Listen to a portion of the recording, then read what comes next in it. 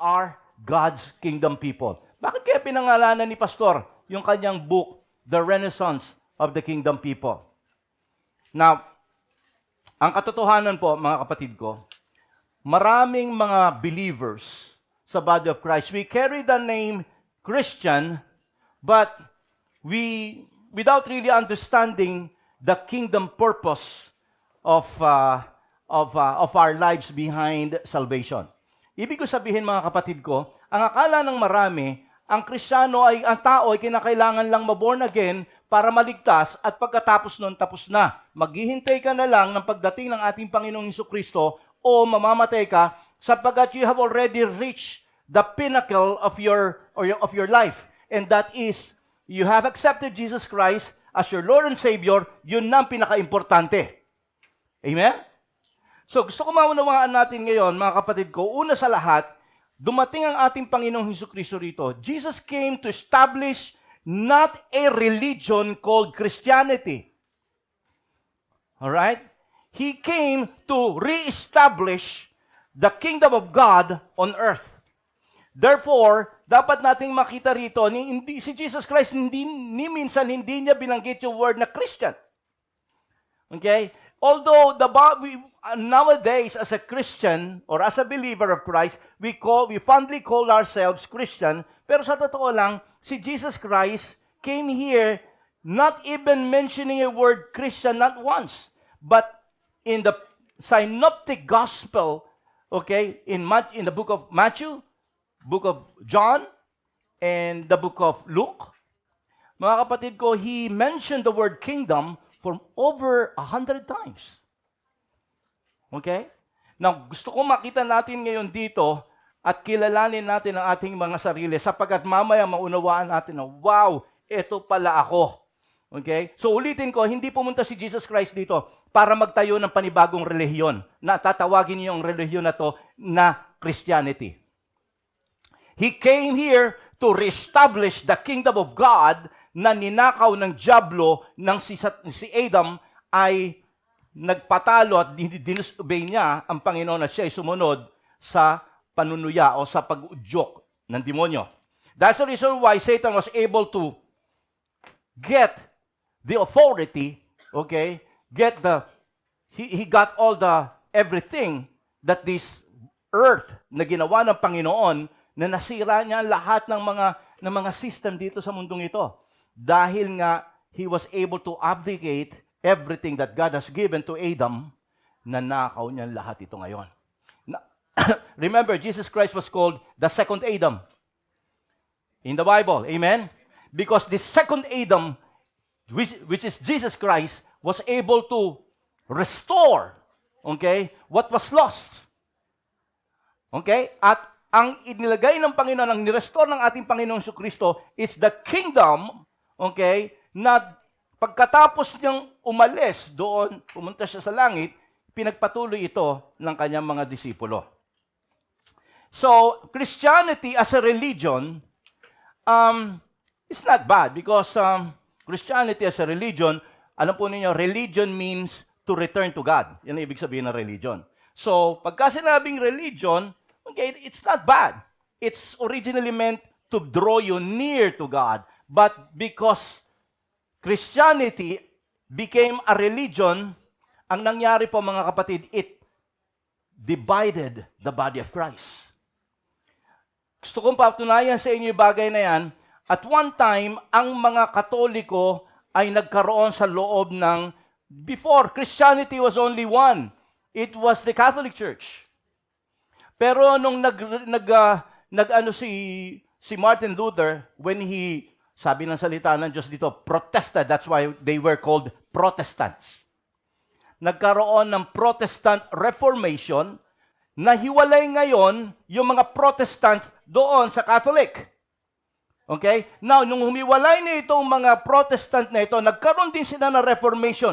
And did you know, na pagkatapos nilang humiwalay mula doon sa Catholic, itong mga Protestants na ito, mga kapatid ko, ay nahati ng iba't ibang mga grupo, and now we have 40,000 Christians. That includes the Catholic. 40,000 different denominations. Imagine that. na kahit na sino, kahit iglesia ni Cristo, sabihin nila, they're Christian. Kahit itong mga Mormons, they're Christian. Because they are all believers of Christ. Ang problema, nagkabahabahagi dahil nagkaiba-iba ng doktrina, dogmas. Okay? Nagkaiba-iba ng, meron naman, mga Kristiyano nga, pero hindi naniniwala sa sa gift ng Holy Spirit. Baptism of the Holy Spirit. May mga Kristiyano nga na hindi sila naniniwala na ang babae hindi dapat maging magpastor or mangaral. We were separated, we were divided because of so many things. That's why if you confess yourself as a Christian, you're just confessing your kind of religion. But first and foremost, dapat nating maunawaan, sinabi ng ating Panginoon si Kristo, before He was brought up to the cross of Calvary, this was His prayer. Sabi niya ng John chapter 17 verse 21, that all of them may be one, Father, just as you are in me and I am in you, may they also be in us so that the world may believe that you have sent me. Sabi ni Jesus Christ dito, my desire, Father, is that these followers, these believers of mine, shall become one. So makikita natin dito mga kapatid ko, that Jesus Christ can foresee something that will be coming in the future. Sapagkat ang prayer dito ni Jesus Christ is that they may become one. Para bakit? Para makita nga ng mga unbelievers na tayo na mga believers ng ating Panginoong Kristo ay tunay ngang galing sa Kanya. Tingnan po ninyo. That the world may believe that you have sent me. That's the reason why ang prayer ni Jesus Christ, dapat ang mga Kristiyano, ang mga nananampalataya sa Kanya ay nagkakaisa. Pero tingnan natin paligid natin ngayon. JIL kami. Okay? Kami mas social kami sa inyo dahil victory kami. Mas mayamang kami sa inyo dahil kami CCF. Right? Ang mga Kristiyano ay, alam po ninyo, nagkakaroon ng tinatawag na invisible wall. They believe in something, but somehow, there's a separation. Bakit? Sapagkat na-separate tayo ng ating mga paniniwala, ng ating mga proyekto, ng ating gustong maging priority sa loob ng ating church, wherein na-overlook natin that there's a bigger picture na dapat lahat ng mga body of Christ, lahat ng mga naniniwala na si Kristo ay nasa kanilang puso, na sila'y pinag-aharian ng kaharian ng Diyos, dapat ang bigger picture is what? The bigger picture is to do the purpose of God once you become a Christian. Once you accepted Jesus Christ as your personal Savior and Lord. Kaso, tayo po ay na papaligiran o na babakuran ng maraming mga bagay like, alam po niyo, sabi ko nga, yung mga dogmas, yung mga paniniwala, yung mga bagay na itinuturo ng iba't ibang mga leader. Merong mga leader na hindi sila naniniwala sa uri ng ating pag-aawitan, praise and worship. Dahil ang gusto nila, para sa kanila, ay mga nakaimnaryo. Gusto nila solemn. Ayaw nila na nagpapalakpakan, ayaw nila sumisigaw na amen. See? And yet, they call themselves Christian, and yet we all believe in one thing, that there is only salvation in Jesus Christ. And yet, nahihiwalay tayo sa maraming mga bagay, kaguluhan na pagkakaunawa ng mga leader ng church, wherein hindi naman talaga dapat yon ang maging punto ng lahat ng mga mananampalataya. Kung ikaw ay magiging mananampalataya, dapat naintindihan mo bilang isang kingdom people, once a person accepted Jesus Christ as their personal Savior and Lord, you become part of the kingdom of God. Thus, our generic name shouldn't be Christian, but you now become God's kingdom people. At maintindihan natin kung bakit dapat ang nasa isip natin is ang lahat ng mga mananampalataya ay dapat maging kingdom-minded. Sapagkat kung tayo ay magiging religion-minded o Christian-minded ang magiging natin, ang parating priority lang natin, Lot GM. dapat tayo ay kingdom-minded dahil mayroon tayong dapat galawan, mayroon tayong purpose. Now, maraming mga Kristiyano, okay, maraming mga mananampalataya, maraming tao na nasumuko na sa ating Panginoong Hesukristo na pagka sinabing purpose, ano pumapasok sa isip natin? Purpose. Siguro magiging pastor ako. Siguro magiging evangelist ako. Siguro magiging leader ako. I'm going to be somebody in the body of Christ. No. Even if you are just a young kid or even if you are already too old, okay, when you accepted Jesus Christ as your Lord and Savior, lahat tayo ay mayroong dapat na papel na galawan. At alam nyo kung ano yun? And that is to do the kingdom mandate ng ating Panginoon. Lahat tayo may kingdom mandate. Pero bago ako mag-umpisa dyan, okay, gusto kong makita natin dito, mga kapatid, na ang Panginoong Jesucristo, ang gusto niya, tayo ay nagkakaisa, right? Nakita nyo? Saan tayo nagkakaisa? Although pwede tayong magkaroon ng kanya-kanyang pangalan ng church, pero hindi dapat yung pangalan o yung relihiyon ang magiging dahilan para magkabahabahagi tayo. Dapat, kaya kita nyo minsan, di ba, nagkakaroon tayong ng desire na ayoko nang maging parte ng ano nito. Hindi mo alam na kung ang buong mga churches ay mayroong iisang punto, hindi ka pwedeng lumipat ng ibang church dahil pareho rin ang gagawin mo sa kanila. Kaso dito, nabahabahagi tayo because ang ating kaisipan ay naging religious mentality. Dahil para sa atin, may mga Kristiyano, anong klaseng Kristiyano kayo? Tingnan mo, minsan, Christian ka, anong klaseng Kristiyano kayo? Tama? Ay, hindi kayo totoong Christian kasi kami ganito. Kita ninyo?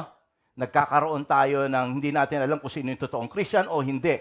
Kasi tinitingnan natin to through the lens of Christianity. Remember, pagka sinabi mong Christianity, you're talking about religion. But when you talk about kingdom mandate or kingdom people, you are now talking about people that are already part of God's kingdom. When you accepted Jesus Christ as your personal Savior, Lord, God has already enlisted your name to be part of His kingdom. So, wala na ngayon, it surpasses the denominational name. It surpasses what kind of church or what kind of church you are member of. It surpasses now everything because first and foremost, you are a kingdom people. Naunawaan niyo po, mga kapatid ko? Now, let me sabi po dito ni Pablo, sabi po in Ephesians chapter 4:4-6, there is one body and one spirit, just as you were called to one hope when you were called. Nung tinawag tayo, meron lang tayong iisang misyon. Nung tinawag tayo, meron lang iisang bagay na dapat maunawaan ng mga Kristiyano. There's a big picture. And ito nga sabi ko sa inyo ngayon. Okay? Sa libro ko, I will going to explain this in a very specific way. Pero dahil ito ay message, okay, para maunawaan nyo kung ano yung sinasabi ko, bumili na lang kayo ng libro. Okay? Now, huwag kayong mag-alala. Mura lang, huwag po kayong mag-alala. Mura lang isang libro. Okay? Hindi ko po ito sinasabi sa inyo para po kumita si pastor. No, actually, hindi po 'yan ang punto ng aking kung bakit ako gumawa ng book na ito. Ginawa ko tong book na ito sapagkat nakita ko na ito yung missing piece, okay, sa body of Christ. And ito yung nagiging dahilan kung bakit ang mga mananampalataya ay nagiging tamad. Hindi nila naiintindihan na may misyon sila. Mayroong iba naman ang kala nila, kinakailangan nilang maging pastor para sila ay nasa misyon. Hindi po yon. Kinakailangan maunawaan ng mga Kristiyano that you can be a missionary just where you are. Kahit na ikaw ay nagtitinda lang ng tinapa sa palengke, you can be a missionary, you can be in your mission field. You see? Kaya gusto kong maunawaan natin dito, mga kapatid ko, na bakit kinakailangan tayo ay maging kingdom people. First thing, nung ating Panginoon Jesucristo ay dumating dito sa lupa, did you know that the very central message of Jesus Christ was about the kingdom? The very first time si Jesus Christ ay nag-preach when He was released by the Holy Spirit to start His preaching.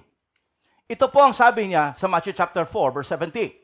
From that time on, Jesus began to preach. At alam mo kung ano yung tema ng kanyang preaching? This is the very word that came out from His mouth. Repent, for the kingdom of heaven has come near.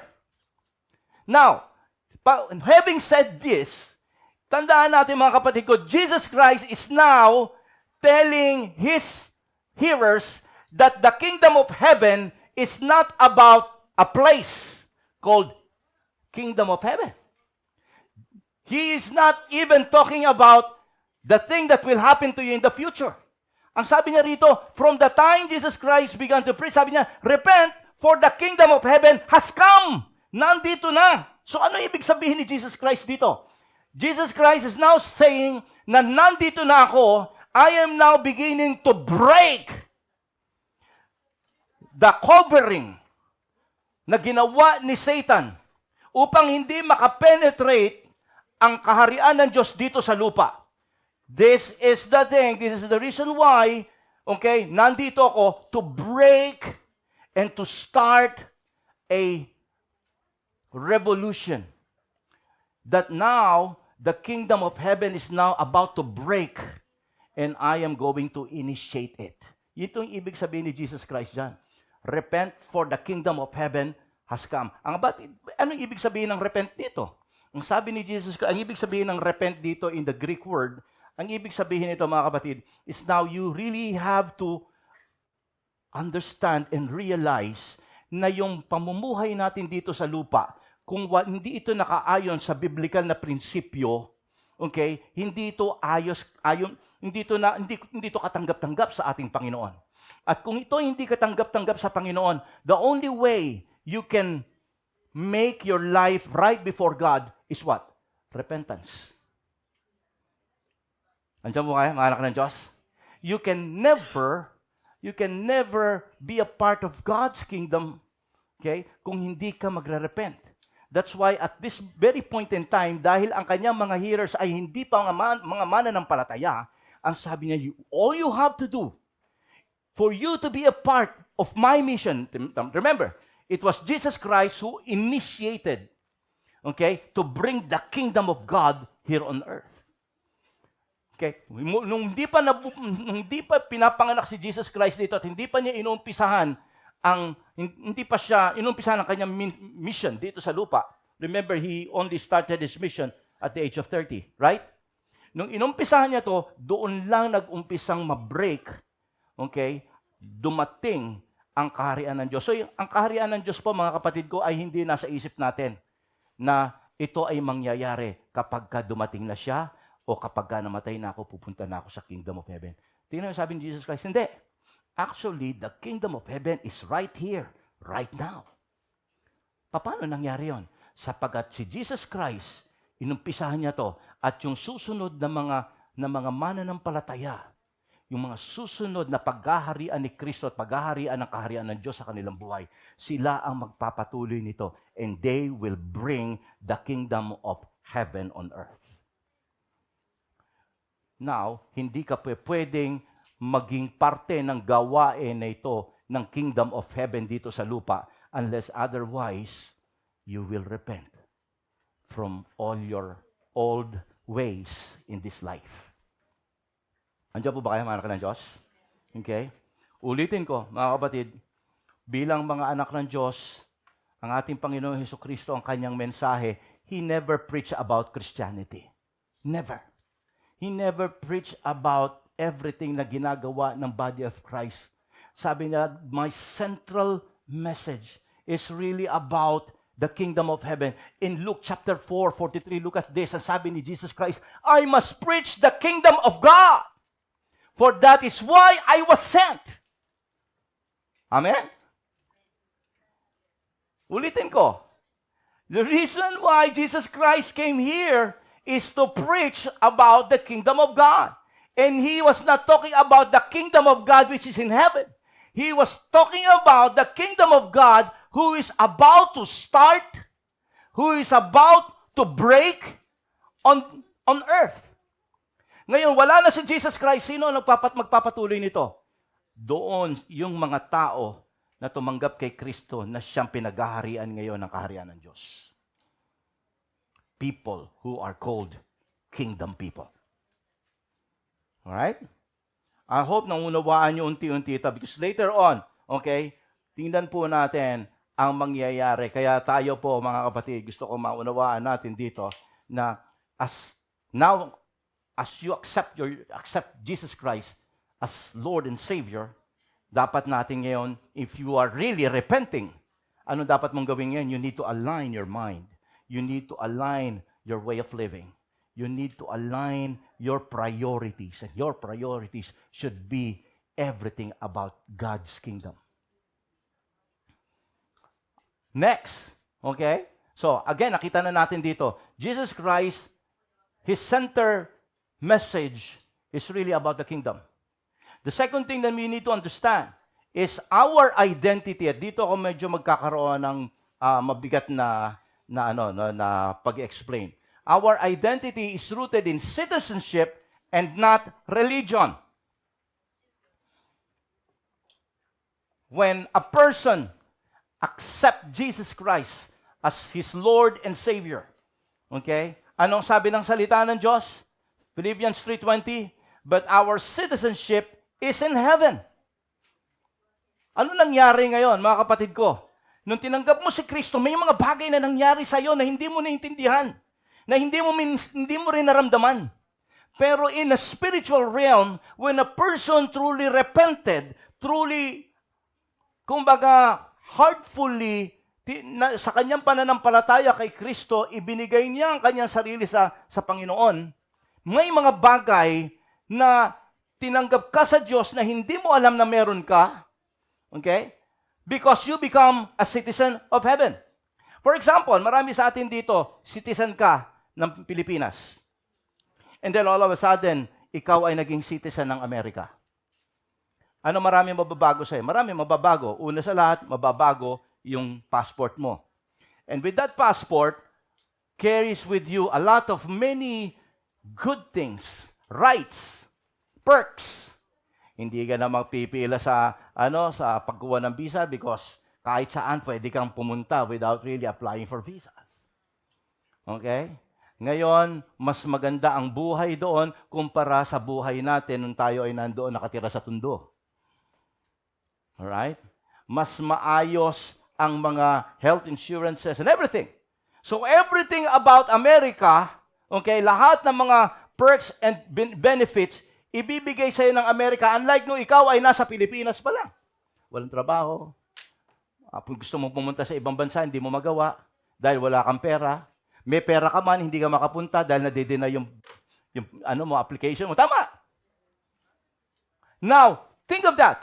When a person, according to the Bible, accept Jesus Christ as his personal Savior and Lord, you become a citizen of what? Of heaven. And many people do not understand this by heart and by mind. Sa totoo lang mga kapatid ko, nung ikaw ay tumanggap kay Kristo, binura na niya. Kasi ano ka ba? Saan ka ba nakakasama nung ikaw ay nandoon? Ang sabi po ng Colossians chapter 1:13, He has rescued us from the dominion of darkness. Before we were part of the kingdom of Satan. That's the reason why without Christ we can do nothing. Without Him, we can do nothing. You cannot save yourself. Amen?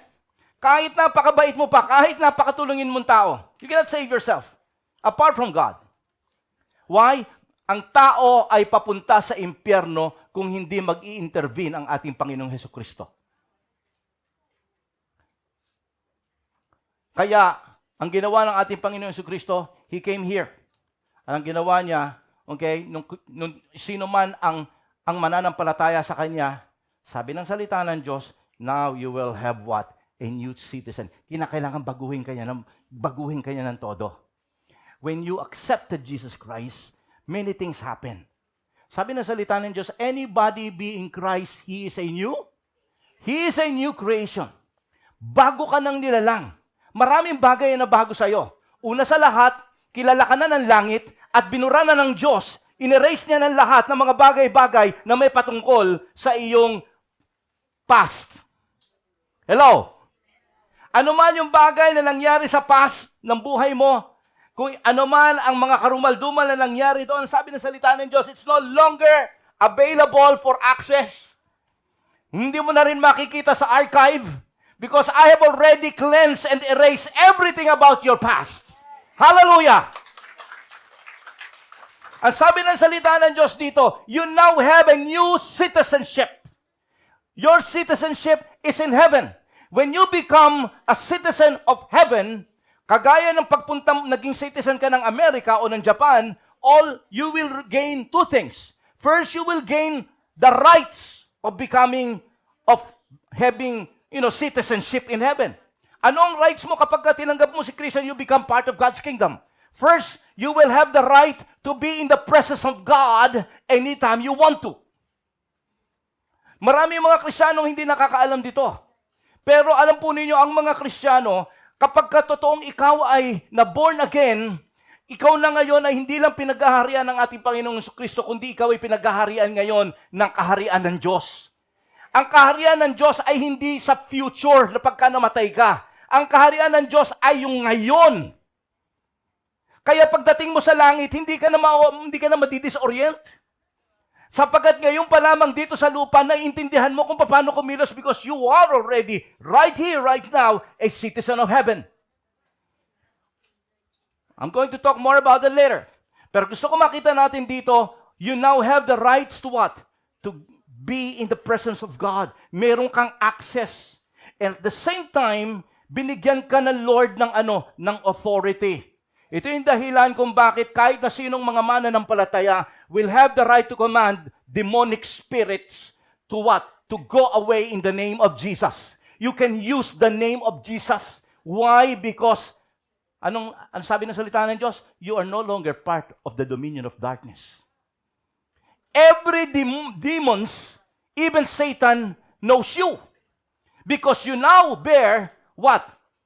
The authority of Jesus. Wala na si Jesus dito, pero nandito ka ngayon. Ito yung gusto ko makuha natin bilang mga anak ng Diyos. Hindi mo na kinakailangan kapag halimbawa meron ka ipapanalangin, meron kang gagawin, kung hindi naman available sila pastor, sila leader, at nandiyan ka, maunawaan mo that God has given you the authority. Hindi ka weak. Hello? Sabi mo sa katabi mo, hindi ka weak. Si Satan, sinasabi sa iyo, weak ka. Si Satan sinasabi sa iyo, hindi mo mapagtatagumpayan yung struggle mo ngayon. But God has given you the authority. Kaya ayaw ni Lord na iiyak ka. Instead na umiyak ka, remember that you are kingdom people. You're not just a Christian, you are kingdom people. Nung ikaw ay, look at this. Gusto kong i-ano sa inyo itong bagay na ito. Ano sabi rito na salita ng Diyos? God has rescued you because one time in your life, you said, Lord, tulungan mo ako dito sa problema kong ito. Lord, sumusuko na ako. Lord, sagipin mo ako. Gusto ko nang maligtas ang aking buhay. And what happened? God heard your prayer. At ang sabi ng salita ng Diyos, look, sabi nga, God brought us, from the dominion of darkness. Gumaganon ka, kinuha niya yung mga kamay, binitbit ka niya, dinala ka niya, and brought us into the kingdom of the Son He loves.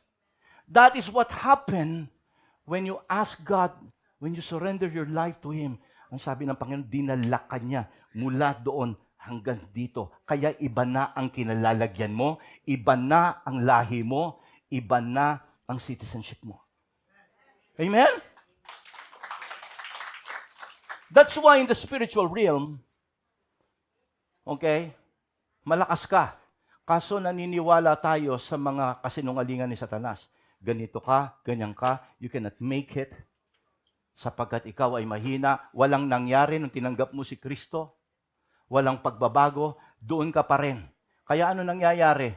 Kasi alam po ninyo, nung tinanggap mo si Kristo, maraming package na binigay sa iyo. Kaso, hindi mo alam, Para saan to? Parang baril. Pero paano ko papuputukin?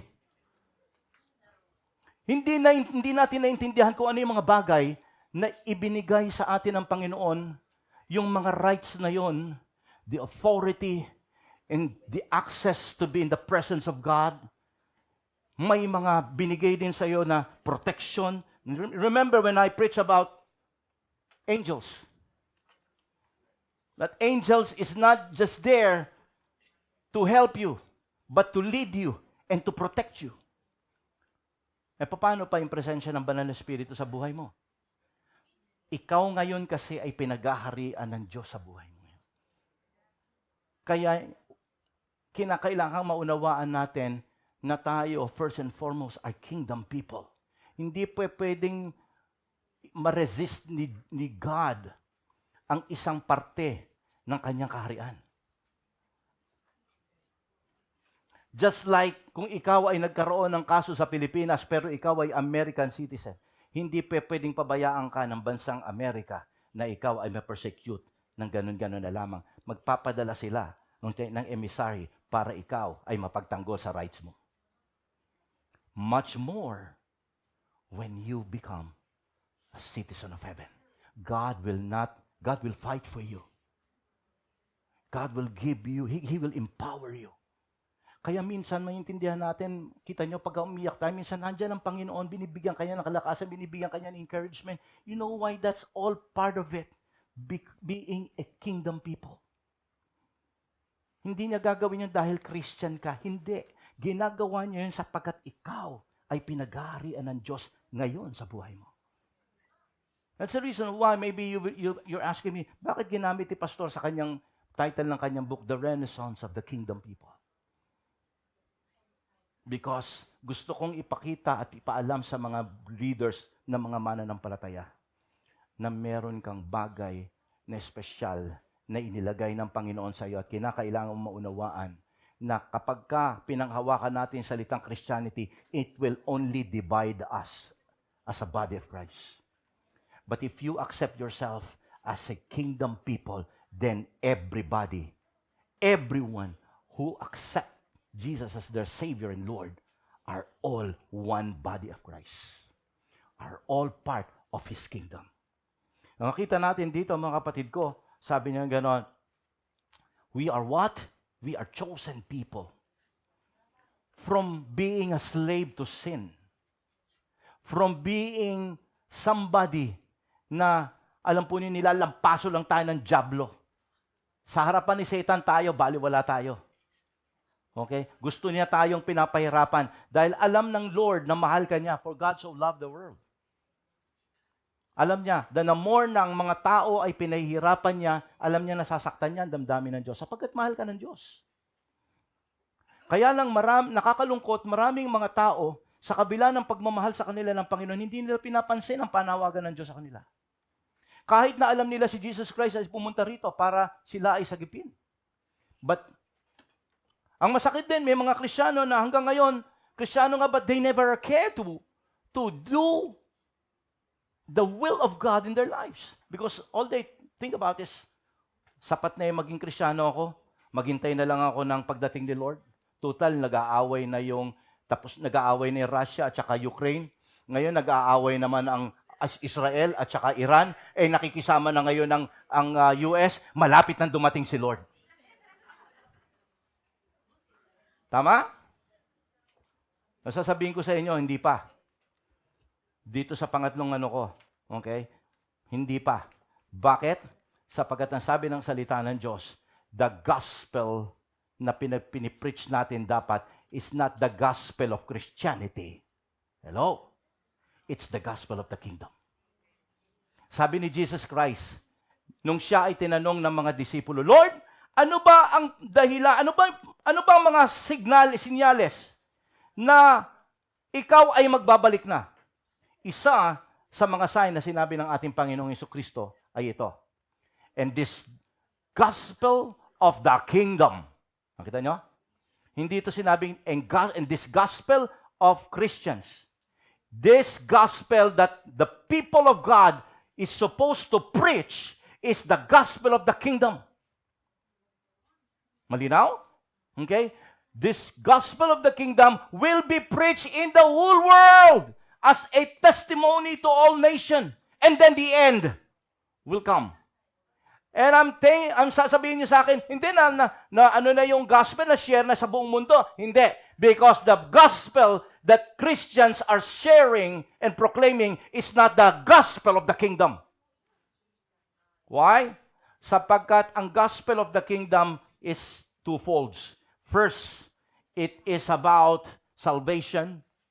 And second, it is about transformation ng society. Hindi, kaya kita ninyo, nung tumanggap ka sa Panginoon at niligtas ka niya, hindi ka naman niya kinuha agad sa langit, di ba? Hindi ka nandito para maghintay. Mayroon ka pang dapat gawin. It is to help to bring the kingdom of God on earth as it is in heaven. Kinakailangan natin maunawaan to, mga kapatid ko. Hindi yung, baka maging pastor ako, mag-aaral ako sa Bible school. Ang akala natin, pagka-purpose ganun, di ba? Kinakailangan, ano kaya ang purpose sa akin ni Lord? Siguro ang purpose niya, maging ano ako, maging somebody ako, maging ganito ako. No, everyone has a purpose. Pero hindi yung para maging leader, para maging pastor, para maging ganito. Hindi. Actually, mga kapatid ko, kaya kang gamitin ng Panginoon sa oras na ito kung naintindihan mo na ikaw ay binigyan ng Diyos ng kakayanan at kapangyarihan kung ano ang dapat mong gawin sa mga oras na ito. Kaso nakasarado ito because you yourself do not understand what's my identity. Ang alam lang natin, Christian ako, Christian ako, Christian ako. Kapag ganun lang ang nasa isip natin, hindi mo ma-unlock yung mga bagay na meron ka sapagkat yon ay magagamit mo lang at malalaman mo lang kung naunawaan mo na ikaw ay citizen of heaven. You are God's kingdom people. Pagka meron kang idea na gano'n, maintindihan mo, teka muna, o nga no, may magagawa akong mga bagay kasi inimpart sa akin ng Panginoon yung mga bagay na ito. I have the rights to be in the presence of God. I have the rights to ask the protection, the blessing of God. At the same time, di ba sabi ko sa inyo, dalawang bagay ang nangyari sa iyo when you become a citizen of heaven. Now, you receive the rights, many benefits, because you now are a kingdom people. Second, meron ka ngayong responsibilidad. You know, being a citizen of heaven, kahit na ikaw ay naging citizen from Filipino citizen, naging Japanese, sino yung naging Japanese citizen na rito? Okay. Yung isa lang yung naging Japanese citizen dito, si Brother Toshi lang. Okay? Okay? So, ang gusto ko maunawaan natin, mga kapatid ko, once you become a Japanese citizen, hindi lang yung mga benefit na ibinibigay ng isang ng gobyerno ng Japanese ang gagawin mo, may mga rights mo. Kung hindi, meron kang responsibilidad na dapat gawin. Sapagkat being a Japanese citizen carries with it some responsibility. Amen?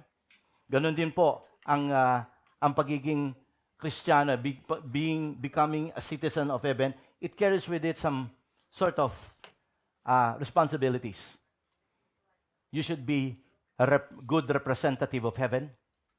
There's the word representation. You should obey the rules and regulation of heaven.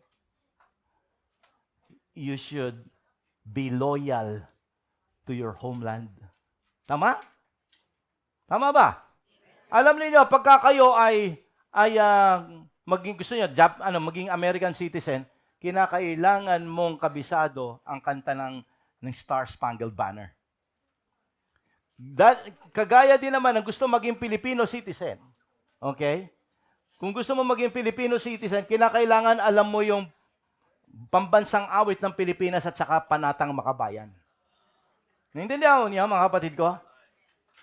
Kasi you are now being adopted to a new country or to a new nation. Mga kapatid natin sa Holland ngayon, okay, I'm sure, may mga bagay na bago sila maging i-adapt nila yung kanilang Dutch citizenship, may mga ni-require sa kanila anything about The Netherlands. Tayo bilang mga anak ng Diyos, becoming a citizen of heaven, may mga responsibility dapat gawin. Inaasahan ng Diyos na gagawin mo ang kanyang kalooban ng kagaya na nangyayari sa langit. Inaasahan ng Diyos ngayong ikaw ay citizen na ikaw ay magiging loyal sa Kanya at hindi ka magiging loyal sa mga nandito sa ibabaw ng mundong ito. Hindi ka madadala ng kung sino-sino. Alam po ninyo, ang religion, as a Christianity as a religion, it separates us. It labels you, it separates you from one another. Okay? Samantalang ang pagiging kingdom people, ang ginagawa nito, it unites us because we only have one sovereign God and one family. It focus us into our, masasabi ko nga po sa inyo, the biggest picture, into our main mission. Kahit na ikaw ay pastor, kahit na ikaw ay leader, kahit na ikaw ay bagong Kristiyano lang, iisa lang ang tinitingnan natin. Iisa lang ang tinatahak natin.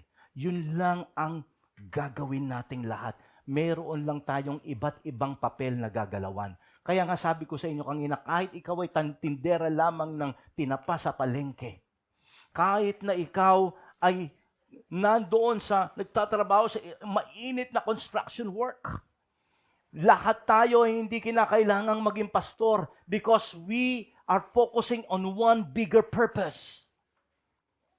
Ang akala natin, ang purpose ay sa loob ng church. No.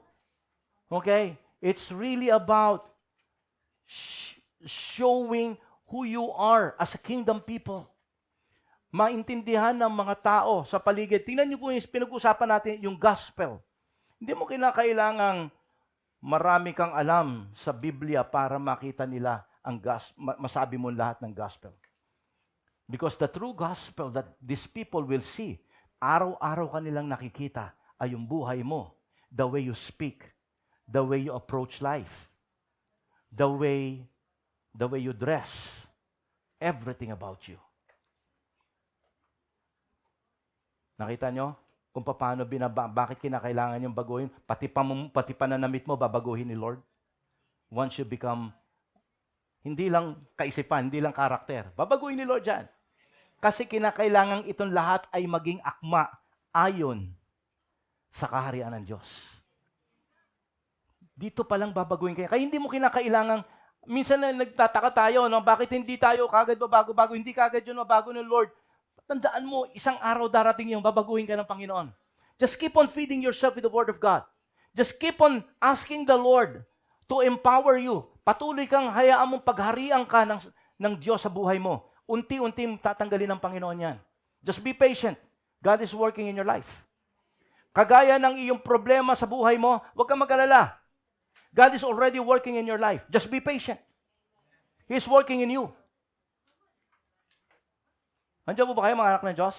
So gusto ko maunawaan natin, napaka-importante na tayo po, maunawaan natin yung citizenship natin at maunawaan natin na yung sinasabi natin, yung gospel natin, is not just a mere gospel, but the gospel of the kingdom of God. This gospel na sinasabi, tingnan po ninyo ha, balikan natin yung sinabi ni Jesus Christ kanina, yung kanyang mensahe. Okay, mukhang nag-stuck. Okay, pakipindot, stuck. Yan mo na, balik lang. Yan mo na. Yan. Mark chapter 1 verse 15. Sabi ni Jesus Christ dito, the kingdom of God is at hand. Repent and believe. Now the gospel na pinag-uusapan natin dito, pagka sinabing gospel, simple lang ang ibig sabihin niyan. Ibig sabihin niyan, good news o mabuting balita. Okay? Kaya gospel. It's a compound word, okay, ng ibig sabihin niyan, it's about the good news, the good message, gospel. Okay? Now, gusto ko makita natin dito ngayon mga kapatid ko, that the good news is not only about your personal salvation. Siyempre, good news yun dahil siyempre, ang tao naghahanap ng ano kaya ang mangyayari, pupunta ba ako ng impyerno? Okay, pupunta ba ako ng langit? Ang good news is, pwede na ang taong pumunta ng langit. Pero ang gusto nating maintindihan dito, nung tinanggap mo ang ating Panginoong Hesukristo, hindi ka lang napunta sa langit, hindi ka lang niligtas niya, kung hindi ito magiging paraan. Ito magiging paraan para ngayon ay magamit ka ng Diyos. Naintindihan niyo yung sinasabi ko? Ang isip kasi natin, ang ma-born again at maligtas sa kanyang buhay, that's the end of it. I have already reached the pinnacle of my Christian life. Tinanggap ko na si Kristo, ano man ang mangyari, lumindol man, mabagsakan man tayo ng intercontinental ballistic missile galing ng Iran. Layo na nilakbay, di ba? Pero nakapaglakbay dito. Ang sabi ng salita ng Diyos, ako ay ligtas na. Pero alam po niyo mga kapatid ko, hindi kasi ganoon ang Christian, ang gospel eh. Ang mensahe ng gospel, kinakailangan mo munang masave ka so that you can work the mission of God here on earth. Kinakailangan natin makita dito, mga kapatid ko, na ang pagiging Kristiyano, ang pagiging born again Christian, o born again, tanggalin na muna natin yung word na Christian kasi masyado tayo nadadal. Ako nasanay na ako ng word na Christian. I'm not against it. Maganda naman. Kaya nga sabi ko sa inyo, well, rightfully we can call ourselves Christian, but the problem is when you use the word Christian, you're now beginning to, kumbaga, nililimit mo yung sarili mo. Anong klaseng Christian, di ba? Kristiyanong ganito, Kristiyanong ganyan, Baptist ka ba? Pentecostal ka ba? Kita ninyo? Tayo nga maraming nagtatanong, Pastor, anong klase ba tayong Christian? Evangelical ba tayo? Ano ba tayo? Pentecostal ba tayo? Alam ko, charismatic tayo eh. Nakikita ninyo?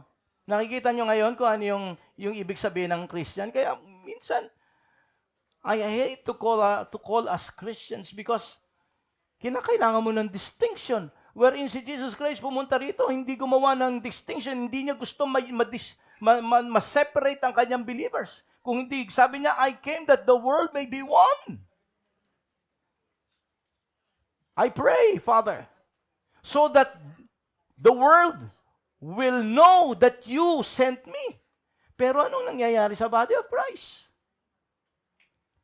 Hiniwa-hiwalay tayo ng ating kaisipan tungkol sa pagiging Kristiyano. Everyone listening in this message, if you think you have accepted Jesus Christ as your Savior and Lord, you do not accept the Christianity or the religion of Christianity, but what you have accepted is a new citizenship. Kaya si Satan at saka yung mga demonyo, kilala ka na. Lahat tayo became a marked person.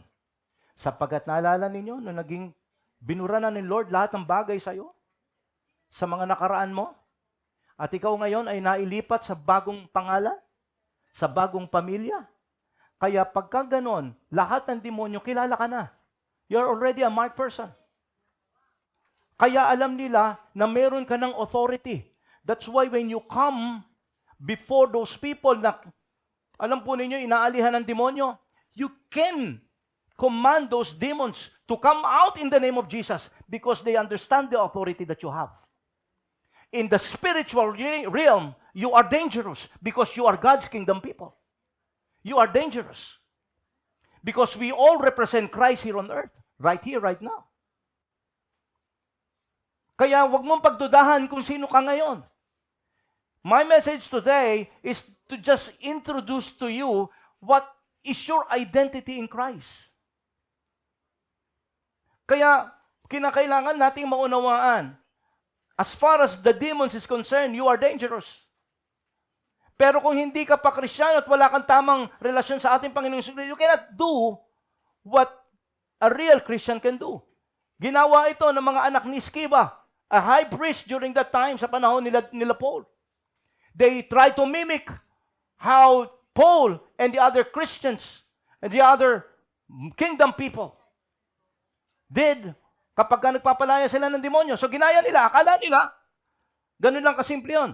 So naghanap sila ng inaalihan ng demonyo. Ang sabi nila, nakakita sila, no? Nung nakakita sila, lumayas ka sa pangalan ni Jesus na Panginoon ni Pablo. Ay. Gayang-gaya nila. Ano sabi nung demonyos doon sa katawan nung inaalihan na tao? Sabi niya, si Pablo kilala namin. You see? Kilala nila si Pablo. Si Jesus mas lalong kilala namin. Pero ikaw, wala ka rito sa listahan namin ng mga mic person. Hindi ka namin kilala. Ibig sabihin, nasa kapangyarihan ka pa namin. What happened? What happened? Di ba? Sila po ay sinapian ng demonyo. Pero ang isang Kristiyano, hindi ka na pwedeng sapian ng demonyo. Good news. Palakpakan po natin ating Panginoon.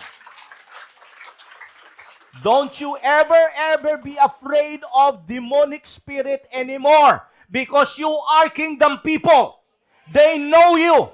At one time, the apostles were healing people. They were rebuking demons. At one time, sabi ng Acts chapter 5, alam po ninyo, hindi na sila nag-uutos. Madaanan lang ng kanilang mga anino. Nagsisitakbuhan ng mga demonyo because they know that these people are kingdom people.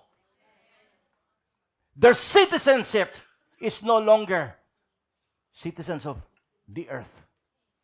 Alam ng mga demonyo in the spiritual realm how powerful you have because ikaw ay pinaghaharian ng kaharian ng Diyos.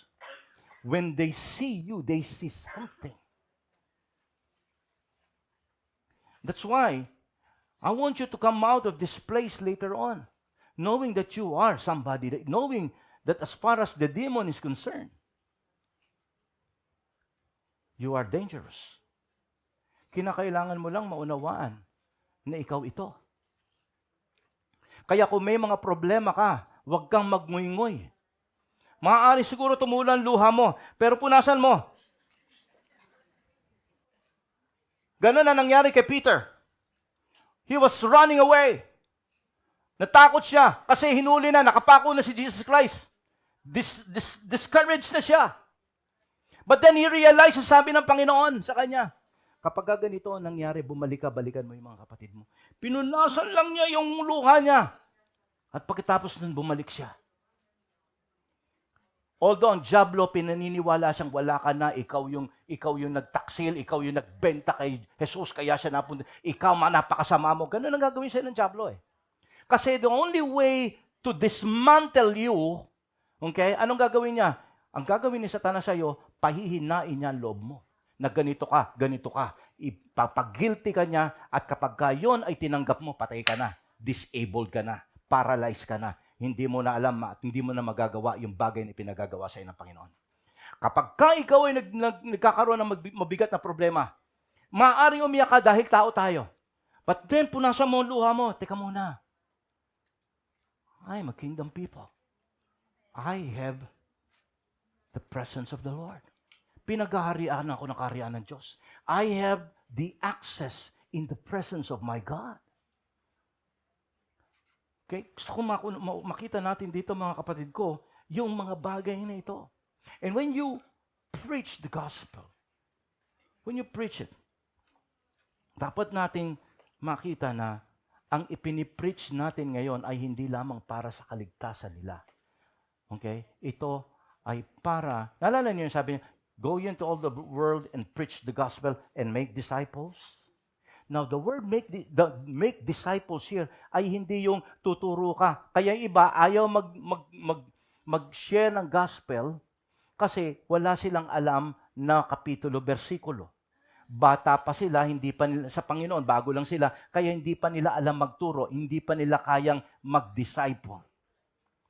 Na ang ibig sabihin dito ng disciple hindi yung alam mo yung discipleship teaching. Hindi yun ang ibig sabihin. Alam po niyo, a simple word. I will give you a simple word. Nireveal sa akin ng Panginoon to when I was writing my book.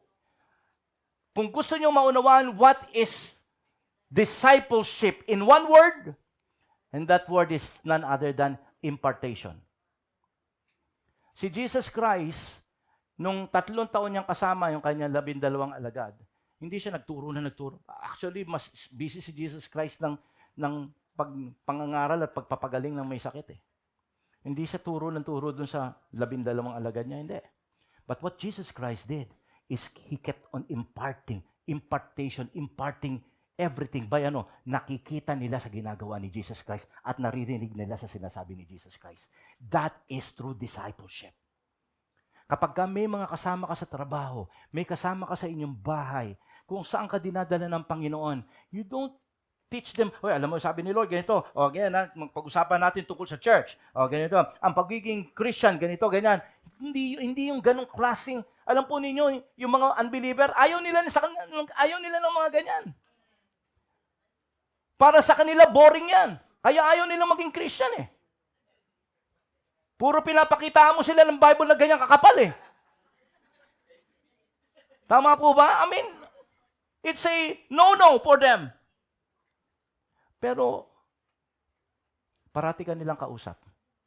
Parati ka nilang kasama sa bahay, sa trabaho. Mga kaibigan mo sila dati nung hindi ka pa mananampalataya. But they saw something different. May pagbabago sa'yo. Kakaiba ka sa ibang mga kakilala nila. The way you speak, the way you think, the way you give advices. Nauunawaan nila na ikaw, there's something in you. And that is the gospel. Ang gagawin, hindi mo alam na di-disciple mo na sila. Hindi nila alam. Because now beginning to impart something to them. Kapag ka dumaan sila doon, nauunawaan na, lalo na pagka naging Kristiyano na yan, alam po niyo mga kapatid ko, sinong gagayahin nila? Ikaw. Wala kang itinurong mga, alam po niyo, discipleship teaching na kinakailangan mong pag-aralan. Hindi. Ang nakita nilang gospel ay ang buhay mo. Kaya kahit na ikaw ay, sabihin mo ikaw ay business owner, pwede kang mag-disciple ng iyong mga empleyado. Not by teaching them. Okay, na kailangan meron itong pag-aaralan natin for this month, ha? Okay, dahil boss nyo ako, wala kayong magagawa.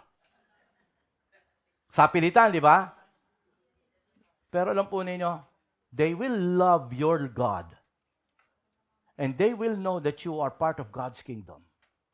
The way you treat them. The way you love them. The way you speak to them. They will know. At ang hindi mo alam, once they begin to love you back, ang hindi nyo alam, na di-disciple mo na sila. Kaya ang ibig sabihin ng discipleship, impartation lang. Pero kung ang nai-impart mo sa kanila ay hindi biblical principle, hindi nila nakikita si Kristo sa iyong mga ginagawa at sa pananalita, paano natin sila madi-disciple? You see, ito po yung sinasabi ngayon ng salita ng Diyos. Kaya tayo, yung gospel na pinag-uusapan natin ngayon dito, okay, unang-unang dapat lang maunawaan natin, you must understand na you are not a Christian. You are first and foremost God's kingdom people. Pag-aari ka na ng kaharian ng Diyos at ang citizenship mo ay langit na. At dito pa lang sa lupa, ipinakikita mo ng ikaw ay citizen na ng langit. Kaya sabi ni Paul, di ba? We are no longer citizens. We are sojourners. We are just travelers. Nakikiraan lang tayo dito sa mundong ito. Kaya pagdating sa langit, hindi ka na madidisorient. Can you imagine yung mga tao at mga Kristiyano na naghintay lang ng kamatayan pagkatapos nilang sila ay makatanggap ng kaligtasan mula sa Diyos? At wala silang ginawa rito sa lupa? Hindi nila in-exercise yung kalooban ng Diyos dito sa lupa. Can you just imagine pagdating sa langit, ang laking disoriented sila. Paano bang ang kaugalian dito? Paano ba ako mag-uugali? Paano ba mga karakter ng tao dito? Ano ba dapat kong gawin? Pero kung ikaw, dito pa lang sa lupa, you acted like God's kingdom people. Pagdating dun sa langit, alam mo na kung ano gagawin mo. Alam mo kung paano kumilos. Because you are already oriented once ikaw ay nandito pa lang sa lupa. Hindi ka na pwedeng, pagdating mo sa langit, maghahanap ka pa ng brother. Brother, tulungan mo nga ako, ikaw matagal ka na dito sa langit. I-orient mo nga ako, paano ba yung mga ugali ng mga tao dito? Nakakahiya, di ba? Ang tagal mong Kristiyano kasi nga hindi mo alam, hindi ka namuhay bilang isang kingdom people dito sa lupa. Amen? Now, sabi po rito ng salita ng Diyos, okay, kinakailangan natin yan. And then, okay, Jesus taught us, alam mo ninyo, nung si Jesus Christ ay nagturo sa kanyang mga disipulo in Matthew chapter 6. Right after nag-umpisa pa lang si Jesus Christ mangaral tungkol sa kingdom, Matthew chapter 6, tinuruan niya yung kanyang mga disipulo. Ang sabi niya, kung magpe-pray kayo, you should pray like this. Ang sabi niya, Our Father who art. Tama yun, di ba? Tawag natin dito Lord's Prayer. Okay? Marami nagpe-pray ng ganito. Marami sa atin dito kabisado yung Lord's Prayer. Amen? Yung iba, nung sa dati nating reliyon, may calculator pa tayo. Ibang ko, 5, 10, 15, 20. 50 times yung sinasabi, Our Father, our Father. Tama? Sagutan pa. Kabisado natin yan. Pero tingnan po niyo, it's not about being, alam po niyo, nakabisado mo yan. It's about you understand bakit sinabi ni Jesus Christ to na dapat ganito daw tayo manalangin. Ano sabi niya? Our Father who art in heaven, hallowed be thy name. Una, kina-acknowledge mo ng ating Diyos ay nasa langit. Pangalawa, pinupuri mo siya. Hallowed be thy name. Purihin ang iyong pangalan, Panginoon. Ikaw na dyan nasa langit. Ikaw nakataas-taasan. Yun ang ibig sabihin yan. And then afterwards, iniba na Jesus Christ agad yung prayer niya. Pumasok na kagad siya sa supplication. Ano sabi niya ron? Your kingdom come. Thy will be done on earth as it is in heaven. Your kingdom come. There goes the word kingdom. Sabi niya gano'n, kung magpe-pray kayo, isama niyo sa prayer na dapat ang kaharian ng Diyos ay mangyari dito sa lupa ng gaya dyan sa langit. Paano mangyayari at paano natin maibababa? Tandaan ninyo, kausap ni Jesus Christ dito at tinuturuan niya rito yung mga disipulo niya. Wala na ngayon yung mga disipulo sa henerasyon na ito, ikaw at ako ang disipulo ng ating Panginoon Jesucristo. Tama? Ngayon, sinasabi ngayon ng Diyos sa atin ganito, we need to bring the kingdom of God here on earth. Niliwanag niya, paano yon? Lord, sabi niya, your will be done on earth as it is in heaven. Kapag ka nasunod ang kalooban ng Diyos dito sa lupa, nadala na natin ang kaharian ng Diyos dito sa lupa. Kasi sa kingdom ni Lord doon sa langit, yung kalooban niya ang nangyayari doon. Walang bagay na hindi kalooban ng Diyos ang hindi nangyayari. Kaya kung gusto nating madala ang kaharian ng Diyos dito sa lupa, kinakailangan nating pagtulong-tulungang mga mananampalataya na maturuan natin, mabahagingan natin sila ng gospel of the kingdom so the people will learn how to follow the will of God. Pero bago sila matuto, kinakailangan matuto muna tayong sumunod sa kalooban ng Diyos. Tama! Nakikita dapat sa atin na tayo'y sumusunod sa kalooban ng Diyos. Okay? Yun po yun, mga kapatid ko. Kaya tinuro sa atin, mag-pray kayo, sama nyo sa prayer, na mangyari ang kalooban ng Diyos dito sa lupa, ng kagaya sa langit. Ano nakikita natin ngayon? Mukhang ang kalooban ng tao nangyayari. Ngayon, ang mga lalaki, pwede nang ikasal sa mga lalaki. Jason, mag-ingat ka dyan sa katabi mo. Baka pakasalan ka niyan. Tingnan po natin, di ba? Ang nangyayari, kalooban na ng tao. Sinasabi nila lahat sila may rights na. Dapat igalang ang kanilang mga rights. But what about the rights of God who created all of us? Gusto ko maunawaan natin kung walang mga Kristiyano na tatayo na mga citizens of heaven. Na ang walang ginawa, nakakalungkot, maraming Kristiyano ngayon, walang ginawa kung hindi maghele-hele. Pagka hindi nagustuhan ang bagay na nangyayari sa kanya, lilipat na lang ng ibang relihiyon. sapagkat tayo ay nakafocus lang sa bagay na pang sekular. Hindi tayo nakafocus doon sa ultimate goal, the big picture, the mission of every kingdom people. Let us bring the kingdom of God on earth by making His will be done on earth, just like in heaven. Mayroon kang misyon. Meron tayong dapat gawin. Hindi tayo dapat magtulog-tulog. Hindi tayo dapat manguya-nguyakoy. Hindi dapat optional ang pagsunod kay Lord. Once you become part of God's kingdom, meron tayong responsibilidad at ito ang inaasahan ng Diyos sa atin. Hindi yung kaligtasan mo lang.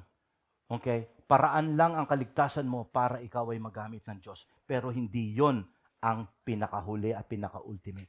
Pinaka-ultimate hanggang ngayon, inaasahan ng Diyos na may gagawin ka para sa kanyang kaharian dito sa lupa. Amen? Ang nakakalungkot, mga maraming churches ngayon, alam po ninyo, hindi naman sa nagano, they are making their own kingdom on earth. Church, sabi ko nga doon sa libro ko, remember, kahit ikaw ay international church, kahit napakalaki at mega church ka, church is not the kingdom of God. Huwag nating isipin na kahit napakalaki ng church natin, we have built a kingdom of God on earth. Mali po yun.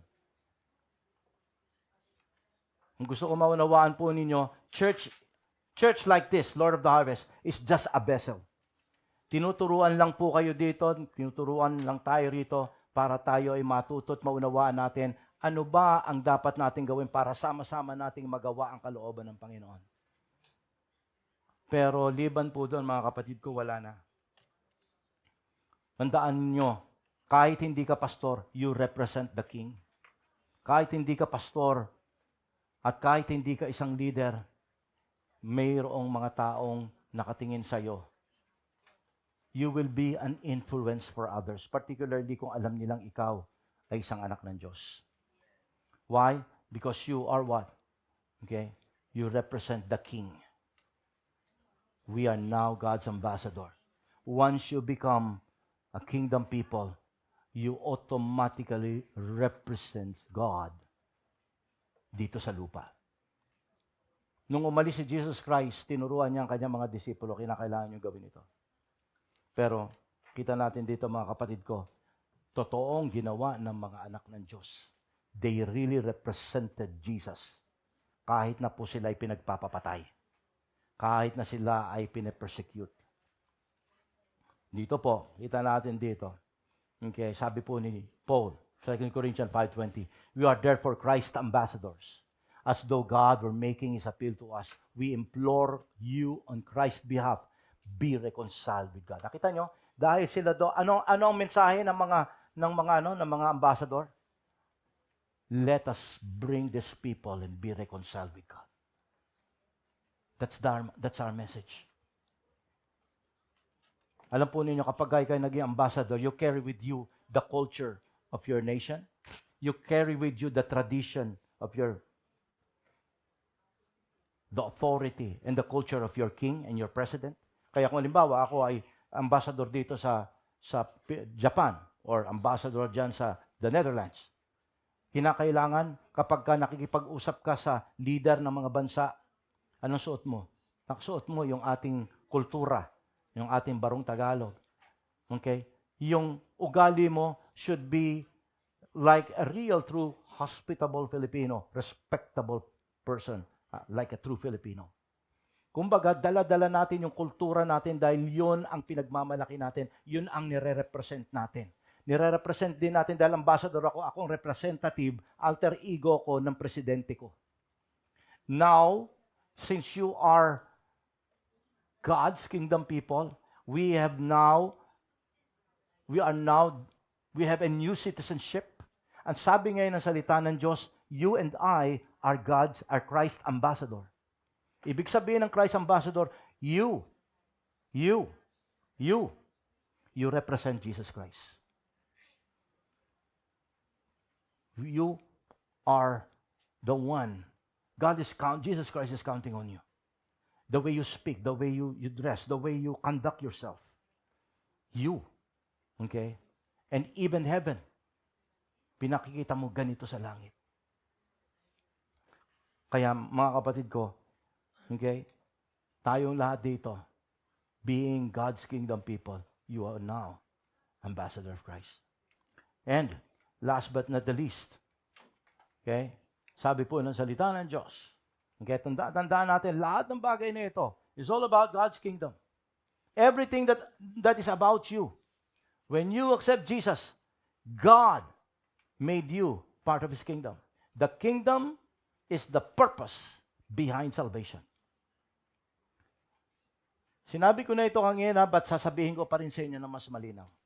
Kaya ka iniligtas ng Diyos sapagkat may purpose. Ang purpose is kingdom. Kinakailangan nating maisagawa ang kaharian ng Diyos dito sa lupa. Kinakailangan nating magpakita po ng bagay na dito pa lang maintindihan nila na ito pala, ganito pala ang mga anak ng Diyos. Ganito pala ang pinag-aharian. Kasi alam po niyo pagka sila ganito pala ang Kristiyano, pangit na po sa mata ng unbeliever ang image ng Kristiyano. Naintindihan niyo? Ganyan ba mga born again Christian? Kasi gano'n ang kilala kong born again Christian, ganito eh. Ang pangit na po. That's the reason why. Okay? Kasi yung mga Kristiyano na yon na kinatisuran, sila rin, hindi nilang kasalanan kasi hindi nila intindihan kung ano yung dapat nilang galawan eh. Bilang anak ng Diyos eh. Dahil nakakulong lang din sila, dahil ang naituro sa kanila ay ganun din. Kaya limitado rin yung isipan nila, kaya hindi sila lumagulago. Naghihintay lang din sila ng kamatayan tsaka second coming eh. Hindi sila nagsisipag, hindi sila nagsisikap na maggamit sila ng Panginoon sa misyon ng Panginoon dito sa lupa. And I pray dito sa mga taga-Lord of the Harvest ngayon. After this will stir up, this will stir a new shifting in our hearts. Sapagkat mayroong mga bagay na sa package dyan ay binigay sa iyo ng Panginoon na hindi mo pa nagagamit. And I hope sa mga susunod na mga series ng message ko ngayon. Actually, next week, I will be preaching kung papaanong na-translate ka sa kaharian ng Diyos. Malaki. Matindi. Para patunayan ko po sa inyo na you truly have power. God has empowered you. That the truth is, ang diablo talagang no match sa'yo. Okay? Dahil pinag-aharian tayo once you become God's kingdom people. Kaya, actually, nung tinanggap mo ang Panginoon, we are already reigning with Christ. Okay? Sabi ng Revelation chapter 5 verse 10, and they will reign on earth. Ito po ay hindi pa nangyayari sa panahon natin ngayon, pero mangyayari ito. Once ang mga Kristiyano, ang body of Christ, will now have one mind. Okay? Hindi na tayo mag-iisip pa na, alam po ninyo, yung iba kasi pagka ayaw na doon sa church, magtatayo sila ng sarili nilang church. Di ba? Nakakalungkot, di ba? Meron lang 3-4, pwede na kayo maging church. Kasi iba nga eh. Iba yung na-mold sa isipan natin. Ang akala natin, it's all about religion. It's all about sectarianism. No. Becoming part of God's kingdom is all that there is. Ang church, parte kayo ng denomination. It's not really the one that can bring you to heaven. Kahit na pagmamalaki mo na ikaw ay parte ng church na ganito. Kahit na sabihin mo, umaten ako sa Lord of the Harvest. Pagka humarap tayo kay Lord Jesus Christ, our ultimate judge, hindi mo pwedeng sabihin, kilala po ako ni Pastor Monty doon. Naintindihan ninyo? Hindi pwede na. Kasi ang lahat ng bagay na ito ay dapat nating nauunawaan sa mas malalim na kapamaraanan. It's not really about religion. It's about knowing that you are part of God's kingdom people. That is the only way you can say, God, actually ngayon you will reign with Jesus Christ. At sabi po, same, after verse 10, tingnan niyo yung sabi sa verse 17, same Revelation chapter 5. Sabi po ron, inulit-ulito, and we are to reign in life through Christ. Kaya ulitin ko, God has so empowered you. You have something within you na hindi mo alam. And I will try to unbox, to unfold this thing. Pagka nabasa niyo yung buko at sa mga susunod na linggo, ngayong series po ito, para mas lalo niyong maunawaan yung book na ginawa ko. Okay? Para maging pagpapala sa inyo at para malaman niyo ngayon ang ginagalawan mo bilang isang anak ng Diyos. Amen? So, ulitin ko, ang salvation, mga kapatid ko, yung tinanggap mo si Lord, salvation is not just about escaping hell, ha? It's about you becoming an instrument of God to restore this dying earth. You are an instrument. Christianity is about escaping earth. Yan ang Christianity. Pagka tinanggap mo, naging Christian ka, mapunta ka na ng langit, hindi ka na mapupunta ng impyerno. Hindi yun eh. Kasi ang kingdom people is about not only to escape hell, but to transform the earth as it is in heaven. I pray, tayo bilang mga anak ng Diyos ngayon, will see yourself as a different person.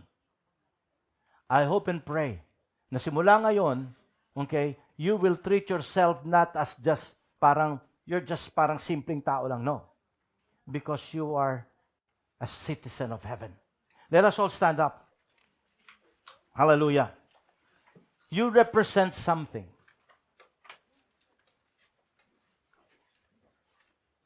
Listen, you are not just saved from sin.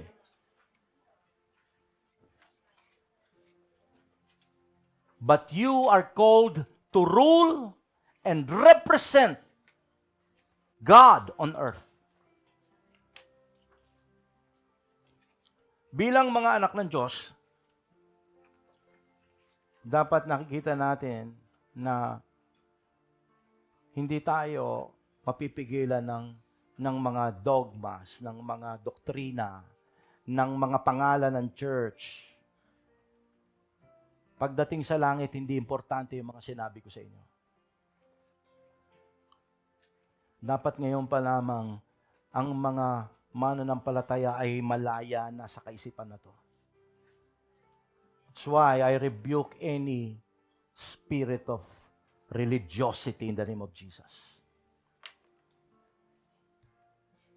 I'm telling you, Christianity is a sort of religion. At ayokong maunawaan natin na porke Christian ka na, ay ligtas ka na. Hindi lahat. Ang tangi makapagliligtas lamang sa iyo ay yung pananampalataya mo kay Hesus Kristo. Dahil yun sa biyaya niya sa iyo. Nung ika'y humingi ng tulong, Lord, tulungan mo ako. Anong ginawa ni Lord sa kanya? Sa iyo? He brought you from that dominion of darkness. Gusto ko makita natin dito ngayon, mga kapatid ko. If there is somebody here, this is your first time narinig mo yung mensaheng ganito. At ngayon sinasabi mo, Lord, I want to be a part of God's kingdom. I want to be a kingdom people. I want to accept Jesus Christ. Gusto kong pagharian ako ng kaharian ng Diyos sa aking buhay. As everybody closes their eyes, and this is your first time to accept Jesus, I will invite you to pray with me. Ulitin mo, kapatid, yung panalangin ito. Ito'y panalangin ng pagtatalaga mo kay Hesus Kristo. Ang tatanggapin mo ay hindi Lord of the Harvest. Hindi ka maliligtas nito. Hindi si Pastor Monty, hindi kita kayang iligtas. Pero ang tatanggapin mo ay si Kristo na namatay doon sa krus. Lilinisin niya ang iyong kasalanan. At pagkatapos nito, gagamitin ka niya. Hindi na kinakailangan kung bago ka, tatanggap mo lang sa Panginoon. Sapagkat ang importante, pinaghaharian ka na ng Diyos. Tutulungan ka niya, tuturuan ka niya, palalakasin ka niya. At doon sa mga bagong gustong tumanggap sa ating Panginoon, I want you to lift your hands. Kung yung sinasabi mong, nais kitang tanggapin, Panginoon. And as you lift hands, repeat after me this prayer. Sabi mo, Panginoong Hesus, naririto po ako. Humihingi ng kapatawaran. Nagsisisi sa aking mga kasalanan. Salamat po, Panginoon, sapagkat alam kong naririnig mo ang aking iyak, ang aking pagtawag. Iligtas mo ako, Panginoon, sa karumihan ng aking mga kasalanan. Salamat po, Panginoon, sapagkat sinabi mo sa iyong mga salita kanina na kaya mong iligtas ang mga tao na hihingi ng awa at habag at tulong sa iyo. Panginoon,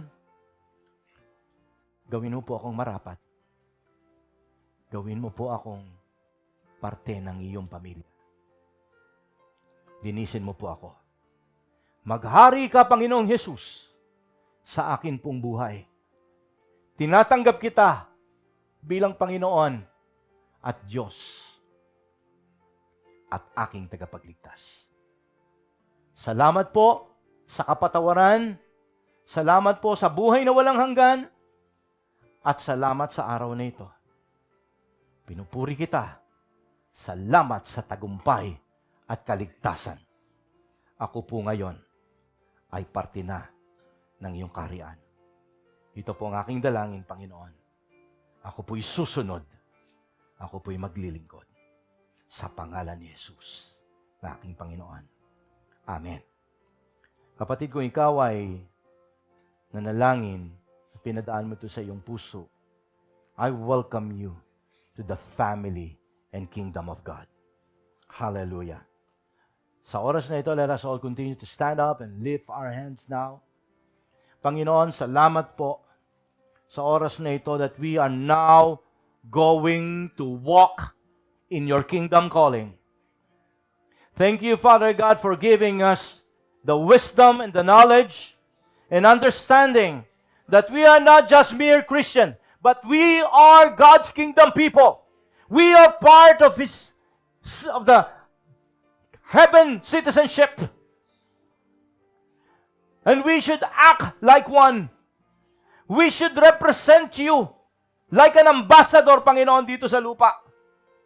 May you continue to empower our lives.